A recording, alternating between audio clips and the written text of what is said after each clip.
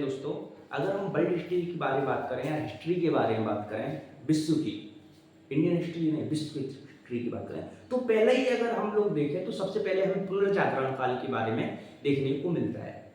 पुनर्जागरण काल, पहले प्रारंभ में इंसान क्या है? प्रारंभ में इंसान खूब मेहनत करता है। क्या करता है? खूब मेहनत करता है। एक समय आता है थक जाता है और फिर नीचे को हो जाता है और जाके सो जाता है। फिर जगता है और फिर खूब मेहनत करता है और ये मेहनत कंटिन्यू चालू रहती है। अब कभी सोएगा पता नहीं।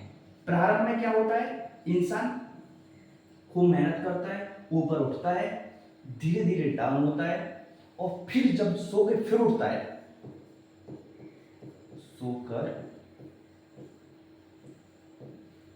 उठता है,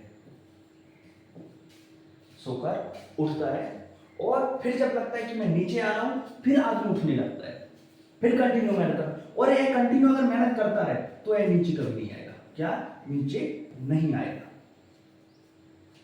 यही हमें पुनर्जागरण काल में देखने को मिला कि आदमी पहले खूब मेहनत की, वह थक गया, सो गया। यही प्राचीन काल में भी हमें देखने को मिलता है। अगर हम इंडियन हिस्ट्री की भी बात करें तो यही हमें देखने को मिलता है।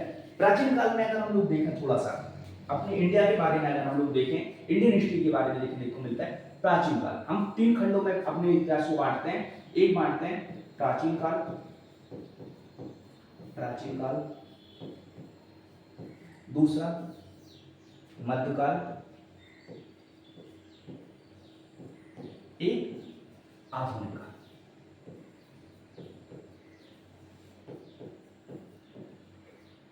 आधुनिक, इतने में हम लोग बांटते हैं। प्राचीन काल में इंसान ने, हमें देखने को मिलता है कि इसने मेहनत करना प्रारंभ किया। दिल्ली सल्तनत देख लें आप, मुगल काल देख लें, दिल्ली सल्तनत का हमें देखने को मिलता है स्थापित कला। स्थापित कला रहेगा जब हम आए तो लोग हमारे यहाँ पर्यटक के स्तर से आगे देखने की कोशिश करेंगे। हमें देखने को मिलता है कि कहीं कुछ अच्छा लग रहा हो या कुछ अच्छी जानकारी मिल रही हो तो लोग वहां भागते हुए जाते हैं।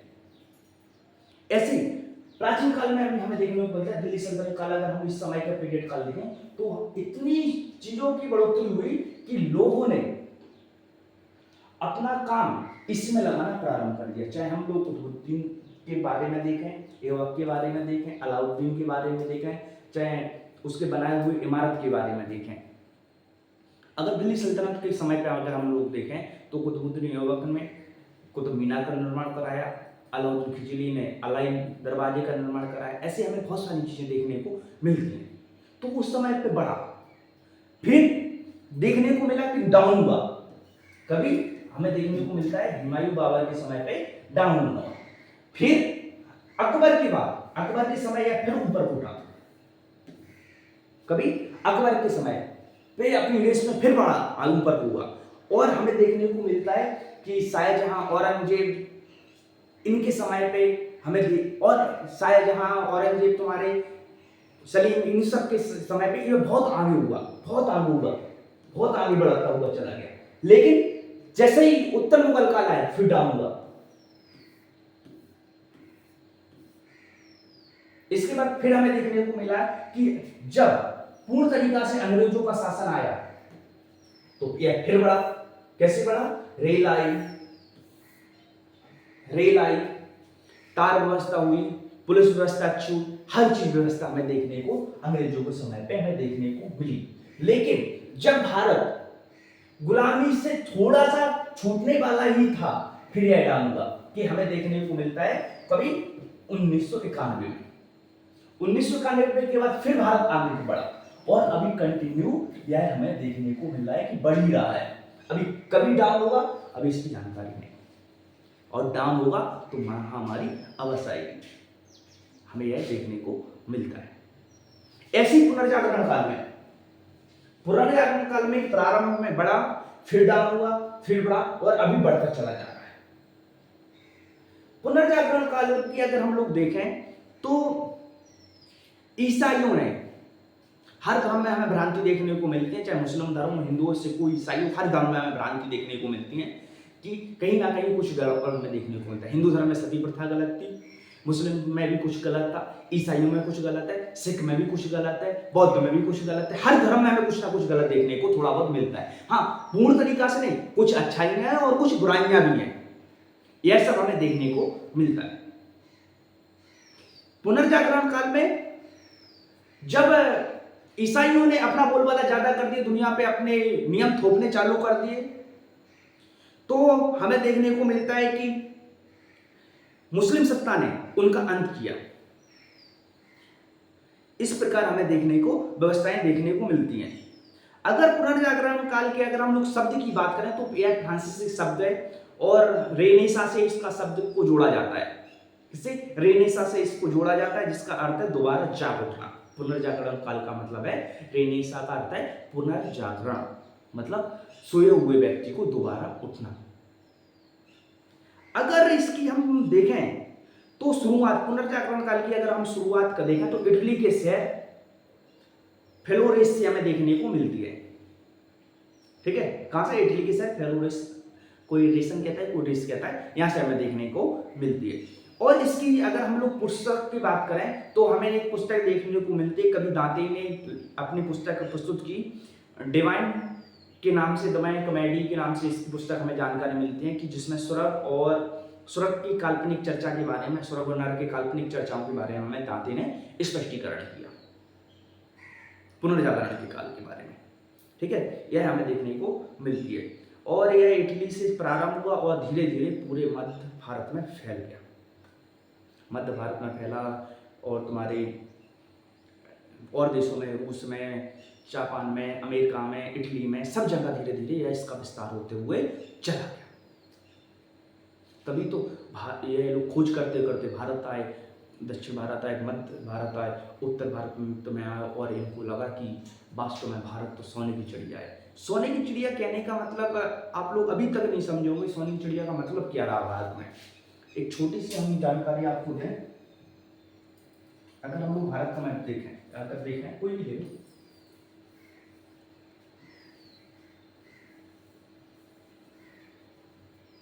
ठीक है, बना गया, देखें तो बाहर से विदेशी लोग हमसे क्या लेते हैं? मसाले। क्या लेते हैं? मसाले। अधिकतर देखें तो हम लोग अंग्रेज और पुर्तगाल, डच, डेनमार्क, स्वीडन, ये सब क्या किया है? और ये मसाले के लिए ये क्या करते हैं? हमसे मसाला लेते हैं। क्या लेते हैं? मसाला लेते हैं और अपने यहाँ जाते हैं। बदले में हमें क्या देते हैं? सोना। क्या देते हैं? बदले में देते हैं सोना। मसाले हमारे यहाँ जमीन से उगते हैं, सोना हम लोग रख लेते हैं, फिर जमीन से उगाते हैं और फिर दे देते हैं। यह प्रक्रिया हमेशा चालू रही। क्या लेते हैं? हम लोग बार बार सोना लेते हैं और बार बार इनको मसाला लेते हैं। सोना जमीन होता नहीं, मिलता नहीं है, खदानों में मिलता है, निकालने में तकलीफ होती है और मिलता भी नहीं। लेकिन मसाले हमारे यहाँ प्रकृति का एक उपहार है कि हमें देती है। दक्षिण भारत में हब कहा जाता है, गुजरात को हब कहा जाता है, कर्नाटक, केरल, तमिलनाडु, इस सबको हब कहा जाता है। हमारे यहाँ मसालों को कहा जाता है कि एक से एक प्रकार के मसाले देखने को मिलते हैं। काला सोना कहा जाता है कि एमएन के लोग काला सोना, मिर्ची को काली मिर्ची, लौंग मिर्ची कहते हैं उनको, छोटी वाली मिर्ची, डौड़ा मिर्ची भी कहते हैं, उस सबको कहा जाता है। अब देखने की बात है, अंग्रेज आए, हमें सोना दे रहे हैं और हम उनको जमीन से उगे हुए मसाला दे रहे हैं, तो क्यों ना वो, क्यों सोने की चिड़िया ना कहलाए? अब समझ में आया, सोने की चिड़िया इसलिए कहा जाता था। ठीक है, पुनर्जागरण अगर देखें, कुछ तो दुनिया पे तुर्की ने अधिकार कर लिया, क्योंकि कुछ तो दुनिया ईसाइयों का हब रहा है, वहां पर रहे, और कुछ तो दुनिया अर्जेंटीना की राजधानी थी, उस पर ईसाइयों का अधिकार था, प्रमुख केंद्र था, उस पर तुर्की अधिकार कर लेता है। फिर यह लोग हर जगह फैल जाते हैं, भारत में भी आए, रूस में भी गए, चीन में भी गए, हर जगह यह धीरे धीरे फैलते चले गए। और इन्होंने मुस्लिम सत्ता थी उस पर अपने जो गलत थे उसको थोपना बंद कर दिया और धीरे धीरे हमें देखने को मिलता है कि उनका प्रभाव कम हुआ, ईसाइयों का प्रभाव कम हुआ और वैज्ञानिक दृष्टिकोण अपनाना चालू कर दिया। इस प्रकार हमें देखने को मिलता है। इसी समय लोगों ने धार्मिक विषयों को छोड़ना छोड़ना चालू कर दिया और वैज्ञानिक दृष्टिकोण अपनाना प्रारंभ कर दिया। ठीक है, लोग पहले परलोक की बातें करते थे, उस उन्होंने वह सब छोड़ दिया और आज के समय की बातें करना प्रारंभ कर दिया था उस समय कि हमें अपने आप को बदलना है। वो तो फिर ठीक है, मरने के बाद देखा जाएगा कि स्वर्ग मिलेगा कि नरक मिलेगा, वो तो बात की बात है, पहले इसको तो समाज लें। इस प्रकार हमें देखने को मिलता है और अंधविश्वास और रूढ़िवादियाँ दूर की गई और धीरे धीरे अपने आप को बदलना प्रारंभ कर दिया। ठीक है, यूरोप में छापामारी मशीन की खोज हो चुकी थी उस समय। ठीक है, यूरोप में कई वैज्ञानिक आए और अधिकार स्थापित करने के चक्कर में अपने अपने मशीनें एक दूसरे को श्रेष्ठ दिखाने के चक्कर में एक नई नई मशीनों का चालू कर दिया। ठीक है, इस समय की कहा जाता है कि स्थापित कला में भी बहुत देखने को मिलता है। सेंट पीटर गिरजाघर रोम में देखने को मिलता है, उसी समय का बना हुआ। सेंट पॉल गिरजाघर लंदन में, सेंट मार्क गिरजाघर वेनिस में, आदि हमें सारे गिरजाघर जो ईसाइयों के थे वह बनना प्रारंभ हुए और देखने को उस समय के हमें मिलते हैं। चित्रकला में राफेल की मैडोना में देखने को बहुत अच्छी चित्रकारी देखने को मिलती थी कि कैसे कैसे बनाई गई। ठीक है, इसी समय एक वैज्ञानिक हमें तर्क देखने को मिलता है कि टर्नली, कहीं कहीं टर्नली देखने को मिलता है। उन्होंने कहा कि क्या कहा कि सूर्य पृथ्वी का चक्कर लगा रहा है, पृथ्वी स्तर है और सूर्य उसका चक्कर लगा रहा है। जब कोपरनिकस आए उन्होंने बताया कि सूर्य स्तर है, सूर्य ब्रह्मांड का चक्कर लगा रहा है और पृथ्वी सूर्य का चक्कर लगा रही है और पृथ्वी का चक्कर चंद्रमा लगा रहा है। यह हमें कोपरनिकस ने बताया। ठीक है, केपलर जो जर्मनी के थे, इन्होंने ग्रह संबंधी सिद्धांत दिए। इसके बाद हमें देखने को मिलता है न्यूटन जो जर्मनी के थे, इन्होंने गुरुत्वाकर्षण का नियम दिया। इसके बाद हमें गैलीलियो इटली के थे, इन्होंने दूरबीन बना के बता दिया। इसके मार्को पोलो, इन्होंने इटली के बारे में हमें बताया, इटली के थे और इन्होंने सूचक कंपास वगैरह की खोज कर दी। ठीक है, रोजर मेकर, इन्होंने सूक्ष्मदर्शी इंग्लैंड के थे, इन्होंने हमें आदि चीजें देखने को मिलती हैं। पुनर्जागरण के प्रभाव अगर हम लोग देखें, पुनर्जागरण के प्रभाव में काफी देखने को मिलते हैं कि लोगों में नए नए विचार आए और आधुनिकता की ओर, वैज्ञानिक दृष्टिकोण अपनाने की ओर यह आगे अग्रसर होते रहे। ठीक है, और इस्लाम धर्म को पीछे धकेलने के चक्कर में ईसाई धर्म आगे बढ़ने लगा और मुस्लिम धर्म नीचे उठता चला गया, क्योंकि दोनों में कंपटीशन होने लगा था। मिलते हैं नेक्स्ट क्लास में, पर हम पढ़ेंगे इंग्लैंड की क्रांति, अमेरिका की क्रांति, औद्योगिक क्रांति, यह सब पढ़ते हुए फ्रांसीसी क्रांति, रूसी क्रांति, फिर इसके बाद हम प्रथम विश्व युद्ध, इटली का, ठीक है, जर्मनी का नाजीवाद या नाजीवाद, ठीक है, द्वितीय विश्व, इसके बाद हम लोग सबसे बाद शीत युद्ध पढ़ेंगे, उसके बाद चीन की क्रांति, इसके बाद हम अपने विश्व इतिहास को समाप्त करेंगे। कल से कंटिन्यू हम इस पर जुड़ेंगे आपके साथ। Thank you.